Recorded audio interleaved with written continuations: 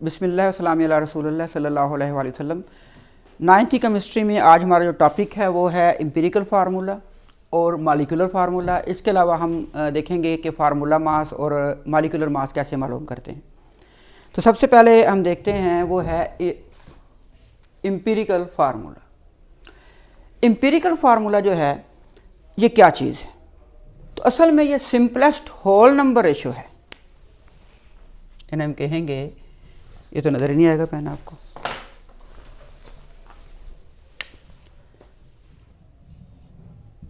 Simplest whole number ratio of atoms in किसके अंदर? Compounds के अंदर। तो कंपाउंड के अंदर जो एटम है उसकी हमने सिंपलेस्ट होल नंबर रेशो लेनी है। मिसाल के तौर पे हमारे पास एक है ग्लूकोज। अब ग्लूकोज जो है ना, इसका फार्मूला C6H12 और O6। अब कार्बन के इसके अंदर कितने हैं? 6 एटम्स हैं।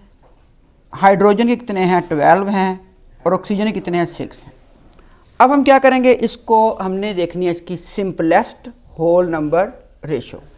तो सिंपलेस्ट करें, 2 3 are 6, 2 6 are 12, 2 3 are 6। अच्छा, और हो सकता है, इसको और कर सकते हैं? कर सकते हैं। 3 1 are 3, 3 2 are 6, 3 1 are 3। तो अब कार्बन, हाइड्रोजन और ऑक्सीजन की जो रेशो आई है 1:2 और रेशो क्या आई है? 1 आई है। तो अब हम इसे लिखेंगे CH2O। अब CH2O जो है ये हमारे पास क्या होगा? ये सिंपलेस्ट होल नंबर रेशियो है किसकी? भला, ग्लूकोज की। तो इसका मतलब ग्लूकोज का एम्पिरिकल फार्मूला जो है, यानी कि एम्पिरिकल फार्मूला हम कह लें इसे, तो एम्पिरिकल फार्मूला ऑफ ग्लूकोज वो क्या होगा? CH2O होगा। अब C6H12O6 क्या था? तो वो हमारे पास था मॉलिक्यूलर फार्मूला। तो मॉलिक्यूलर फार्मूला हम क्या बताते हैं? यहाँ बता रहे हैं एम्पिरिकल में सिंपलेस्ट होल नंबर रेशियो। तो यहाँ हम बताएंगे actual number of atoms.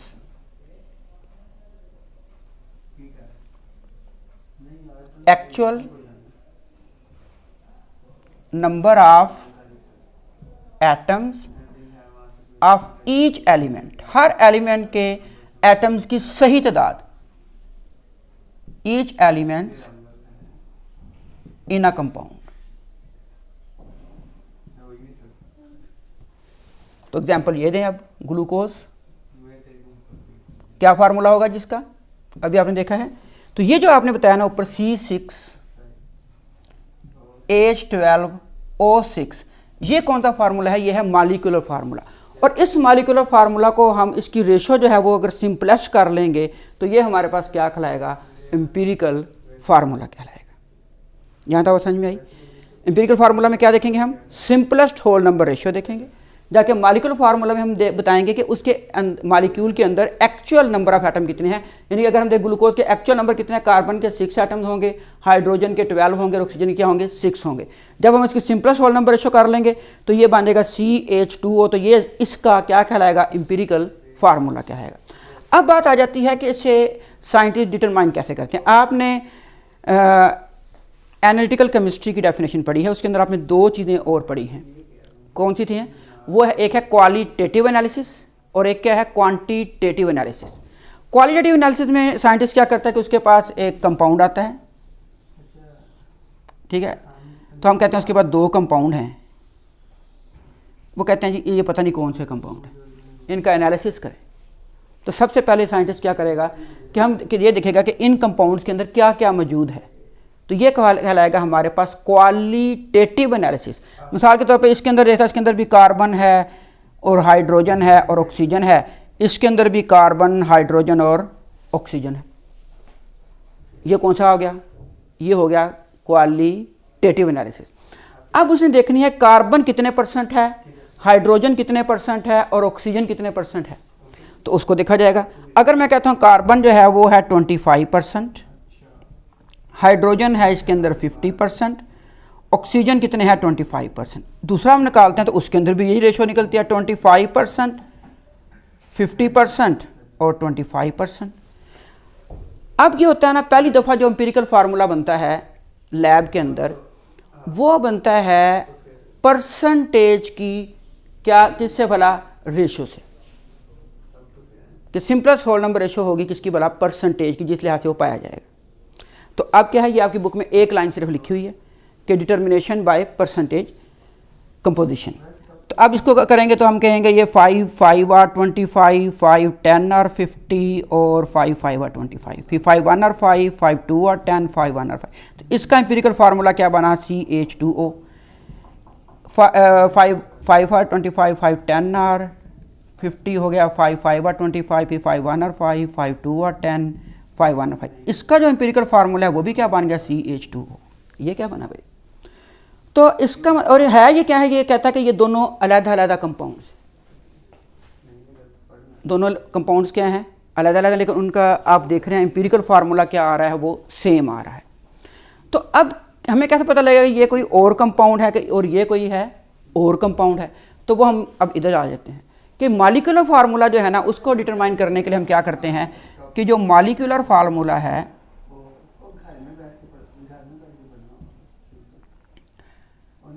Molecular formula वो होगा हमारे पास एम्पिरिकल फार्मूला,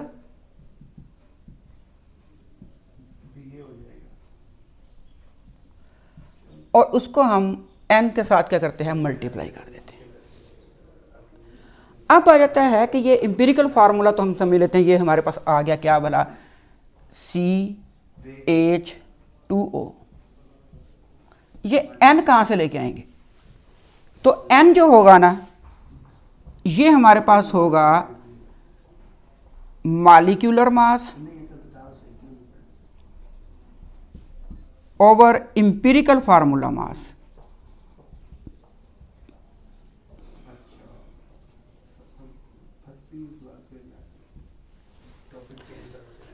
अब साइंटिस्ट क्या करेगा कि अलहदा मास स्पेक्ट्रोस्कोपी से या किसी और इंस्ट्रूमेंट के ज़रिए से वो इन दोनों के मॉलिक्यूलर मास क्या कर लेगा, मालूम कर लेगा।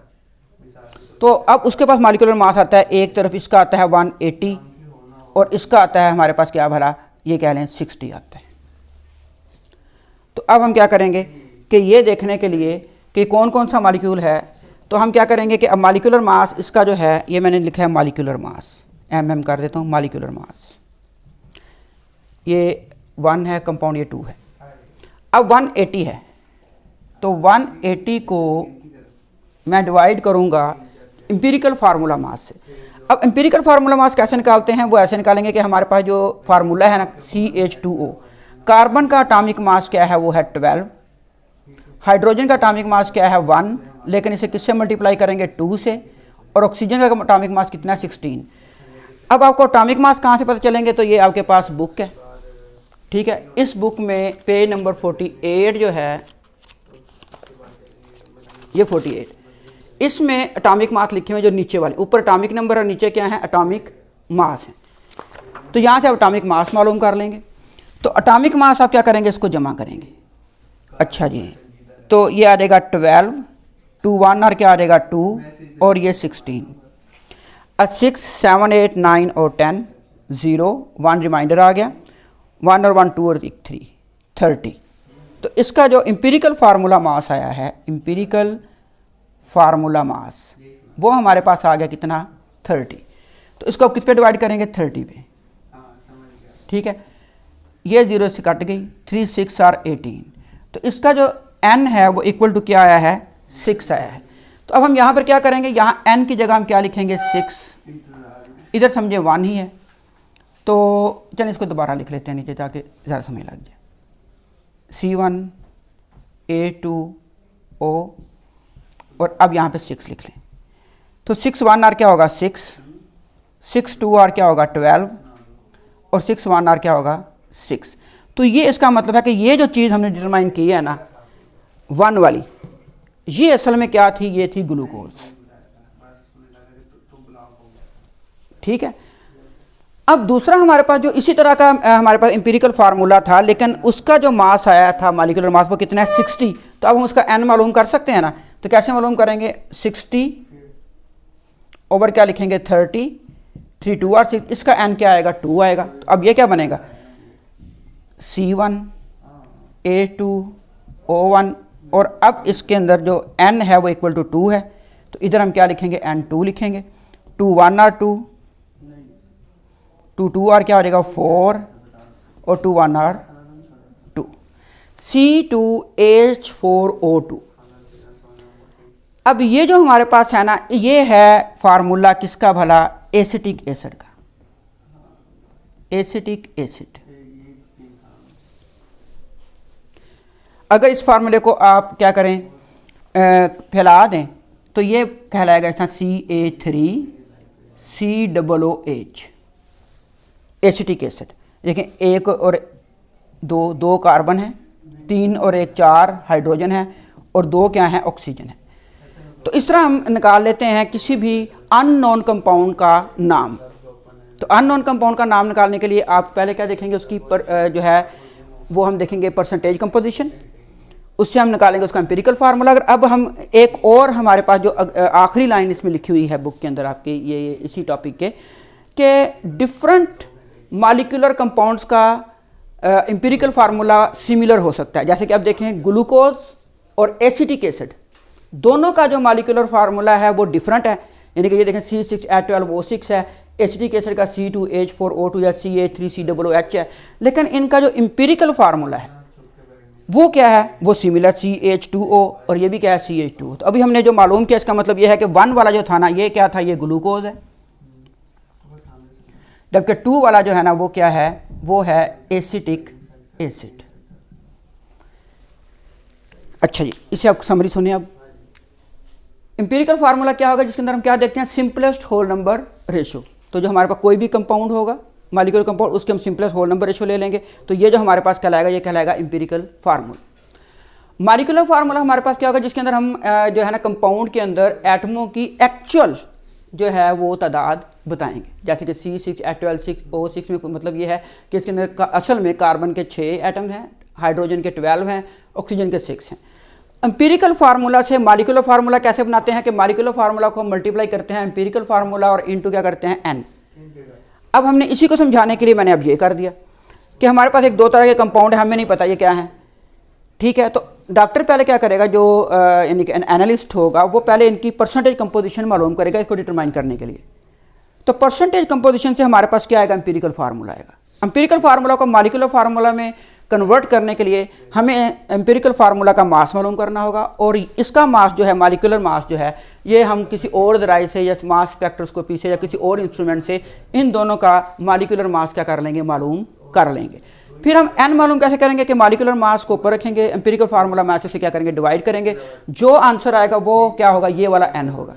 तो अब हम देखते हैं, एक तरफ 180 था मास मॉलिक्यूलर मास, तो हमने उसे 30 पे डिवाइड किया तो कितना आया 6, तो हमने यहाँ 6 लिखा। तो मतलब ये चीज़ जो है ना नंबर 1 टेस्ट ट्यूब के अंदर ये ग्लूकोज है, और जिसका मास हमारे पास 60 आया था उसको हमने किया तो ये 2 आया, तो इसका मतलब ये क्या है, एसिटिक एसिड है। तो इस तरह हम मास को डिटरमाइन, ये मॉलिक्यूलर फार्मूला डिटरमाइन कर लेते हैं एम्पिरिकल फार्मूला से। अब बात आ जाती है कि डिटर्मिनेशन होगी हमारी,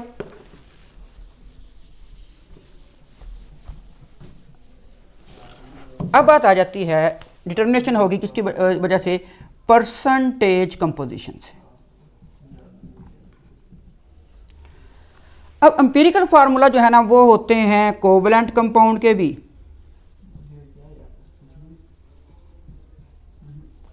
और किनके होते हैं, आयनिक कंपाउंड के।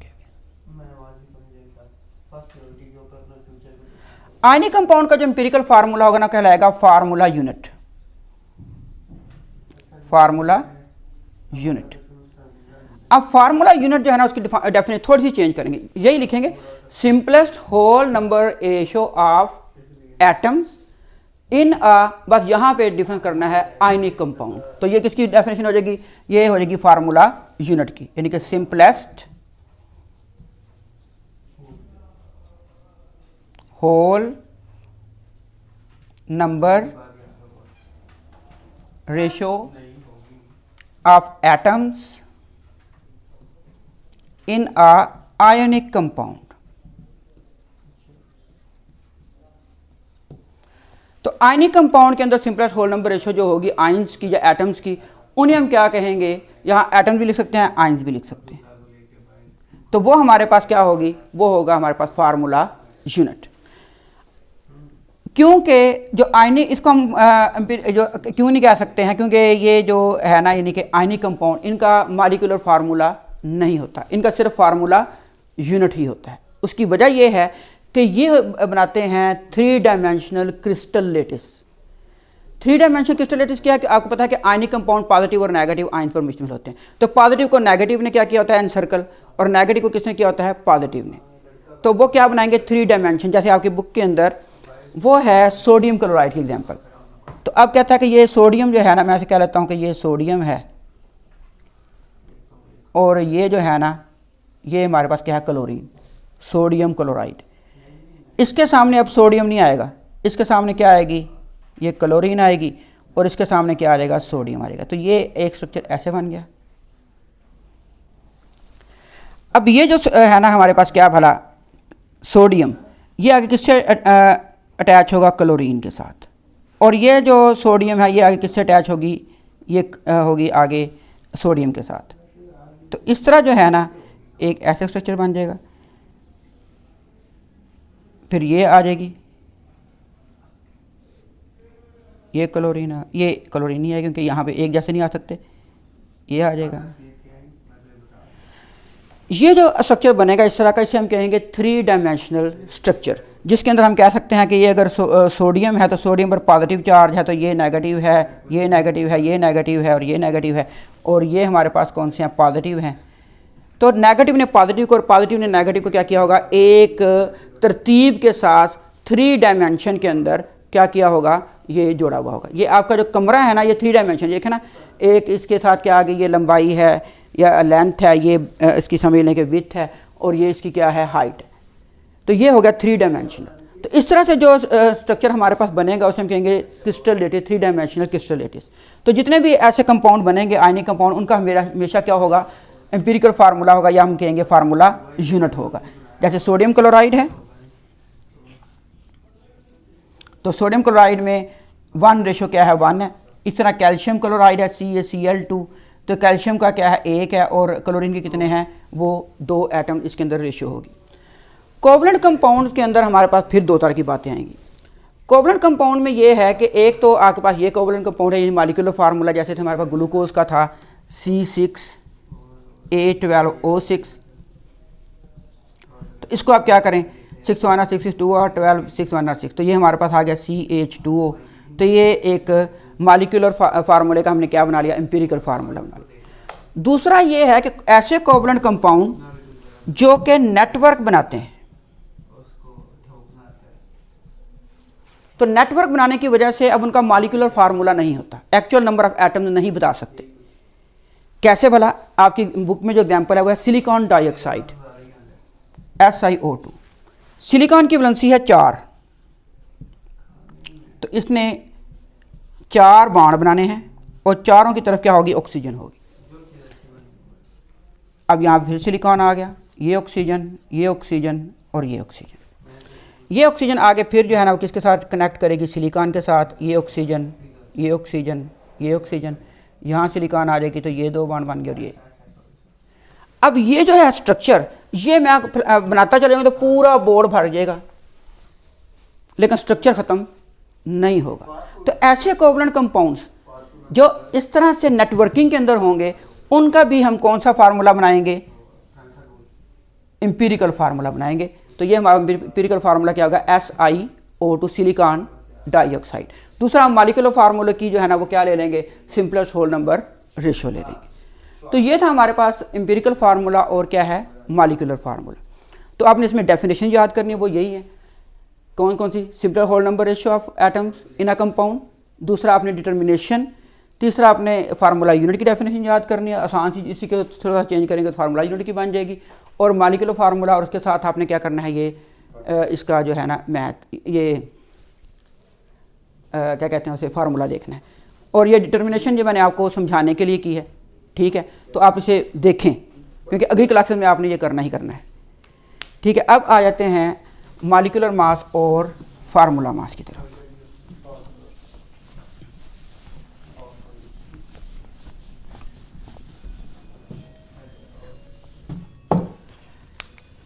अब आ जाते हैं हम मॉलिक्यूलर मास, और दूसरा हमारे पास क्या कहलाएगा, फार्मूला मास। मॉलिक्यूलर मास में हम क्या करते हैं कि हम करते हैं जमा, सम ऑफ किसको, एटॉमिक मासेस ऑफ किसके भला, atoms of each element in a molecular compound.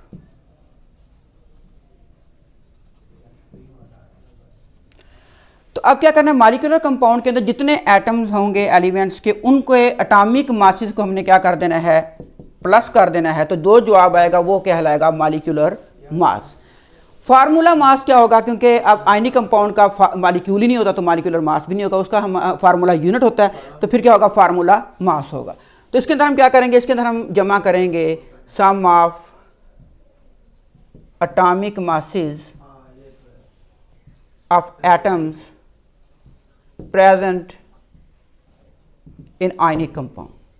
तो आयनिक कंपाउंड के अंदर जितने भी हमारे पास एटम्स होंगे हर एलिमेंट के, उनको हम क्या करेंगे, वो जमा कर देंगे। तो जमा करने से जो आंसर आएगा वो हमारे पास क्या कहलाएगा, वो कहलाएगा फार्मूला मास। अब एग्जांपल देख लेते हैं। जैसे मॉलिक्यूलर मास हमारे पास दिया गया है, वो है जी पहले है HNO3। हाइड्रोजन, नाइट्रोजन और ऑक्सीजन तीनों नॉन मेटल्स। तो नॉन मेटल के दरमियान में जो बॉन्ड बनता है वो कोवलेंट बॉन्ड होता है, इसलिए वो क्या कहलाएगा, मॉलिक्यूलर मास कहलाएगा। दूसरी तरफ हम देख लेते हैं सोडियम क्लोराइड NaCl। अब सोडियम जो है ये मेटल है, तो मेटल और नॉन मेटल के दरमियान जो बॉन्ड बनता है वो आयनिक होता है, तो ये कौन सा कंपाउंड होगा, आयनिक कंपाउंड होगा। तो आयनिक कंपाउंड जो है उनके जो मास होगा वो कहलाएगा फार्मूला मास, और जो मॉलिक्यूल होगा, जो कि मॉलिक्यूल किसका होता है, कोवलेंट कंपाउंड का, तो उनका जो है मॉलिक्यूलर मास कहलाएगा। अब देख लेते हैं, सबसे पहले हमने इसका लिखना है डाटा। सबसे पहले हम देखना है हाइड्रोजन, नाइट्रोजन और ऑक्सीजन। तो आपने क्या करनी है, अपनी बुक लेनी, इस बुक के ऊपर आपने पेज नंबर 48 निकालें, ठीक है ना, और यहां से देखेंगे हम इसके एटॉमिक मासेस। अब हाइड्रोजन का एटॉमिक मास क्या है, 1.0079, तो इसे राउंड अबाउट करके हम क्या कर लेंगे 1, तो हम लिखेंगे एटॉमिक मास ऑफ हाइड्रोजन, ये हम करेंगे 1, आगे इसका यूनिट क्या होगा AMU। इसके बाद क्या है नाइट्रोजन, तो हम लिखेंगे एटॉमिक मास ऑफ नाइट्रोजन, तो ये हम देखेंगे नाइट्रोजन कहाँ पे है जी, नाइट्रोजन ये है, ठीक है, एटॉमिक नंबर 7 है, लेकिन एटॉमिक मास 14 है, तो 14 AMU। इसके बाद ऑक्सीजन है, तो अब क्या लिखेंगे हम लिखेंगे जी एटॉमिक मास ऑफ ऑक्सीजन। तो ऑक्सीजन का एटॉमिक मास कहाँ पे है जी, ये 15.99 है, तो राउंड ऑफ करके क्या होगा 16 AMU। अब हम लिखेंगे इसका कौन सा मास मालूम कर रहे हैं, मॉलिक्यूलर मास। तो अब हम इसका सोल्यूशन लिखेंगे। सोल्यूशन में हम इसका मालूम क्या करना चाहते हैं, इसका मॉलिक्यूलर मास ऑफ किसका भला, HNO3 का। तो अब इसको हल कर लेते हैं। तो अब आएगा हमारे पास मॉलिक्यूलर मास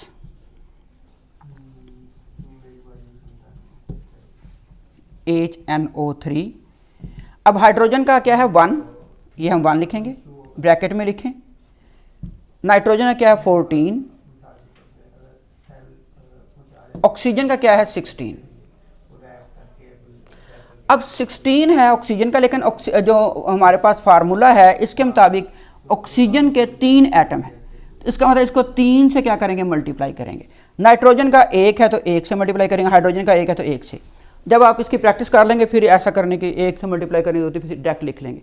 तो मैं इसलिए पहले कह रहा हूँ ताकि फर्स्ट में प्रैक्टिस हो जाए। 1 1 और 1 हो जाएगा, 14 1 आर क्या आ जाएगा 14, और 16 3 आर क्या होगा 48। इनको प्लस करें, 8 और 4 क्या हो जाएंगी जी,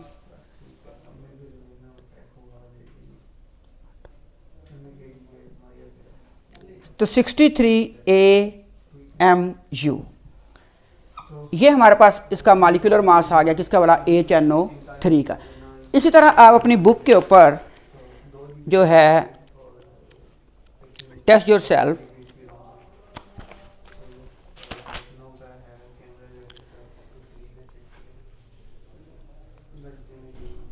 हाँ, ये टेस्ट योर सेल्फ 1.4 का ना ये जो है ना 5th फार्मूला मैसेज आपने क्या करने हैं, ये मालूम करने हैं।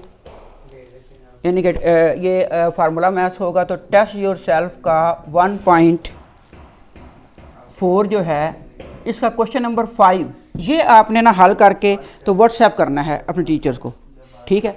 तो हम कर लेते हैं इसका फार्मूला मैथ्स का। तो सबसे पहले इसी तरह डाटा लिखेंगे।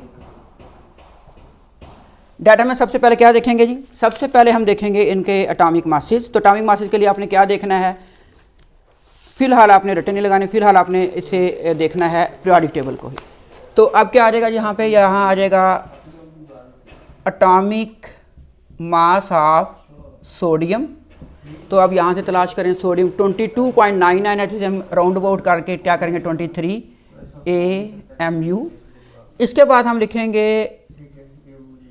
Atomic mass of chlorine. तो क्लोरीन का क्या है जी, यहाँ पे आ गया 35.45 है, इसको हम राउंड अबाउट करके 35.5 लिख लेंगे AMU। अब हम क्या मालूम करेंगे, फार्मूला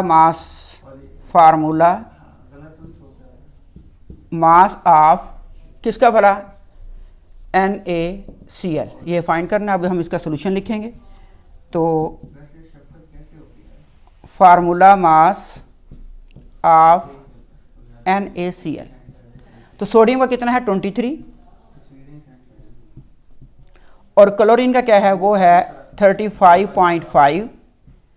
तो ज़ाहिर है कि ये इनकी जो तादाद है एक एक, तो एक से मल्टीप्लाई करेंगे तो ये आ जाएगा 23 प्लस क्या लिखेंगे 35.5 प्लस करें 5 6 7 8 तो 58.5 AMU। तो ये हमारे पास फार्मूला मास आ गया किसका भला, सोडियम क्लोराइड का। तो आपने क्या करना है, टेस्ट योर सेल्फ के ऊपर 1.4 का जो हमारे 5th है पार्ट, वहाँ पे जो आपके पास कंपाउंड होंगे उनके आपने इसी तरह से क्या मालूम करना है, फार्मूला मैथ्स मालूम करना है और अपने टीचर को जो है ना उसके व्हाट्सएप पे सेंड कर देना है, ठीक है। तो इंशाल्लाह ताला आप इसके बारे में प्रैक्टिस करेंगे तो आएगी ये। ओके।